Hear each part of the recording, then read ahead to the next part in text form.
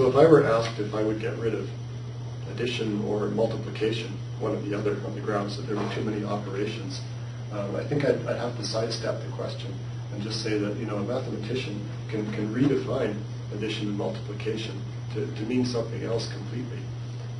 So, one example where this comes up is in the field of so-called tropical geometry, where one starts with the idea of forming polynomials by adding up products of things. So, you take x times y and you add y times z squared, and so that's a polynomial. Well, if you reinterpret your operations to let addition stop being ordinary addition and become minimum, the new sum of two things will be the minimum of those two things. So if I write 5 plus 3, then I'll get the minimum, which is 3. And I'm going to redefine multiplication to be ordinary addition.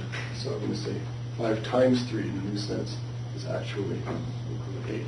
Expressions, it turns out, in the new plus and the new times satisfy some rules which are much like ordinary arithmetic. So, you could make sense of something like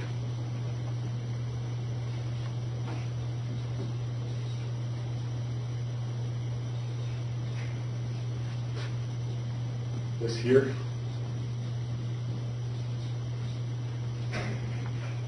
Distributivity of addition or multiplication over addition.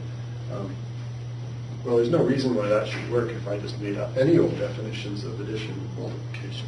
But it turns out in this case, 7. That's supposed to be the minimum of 8 and 7.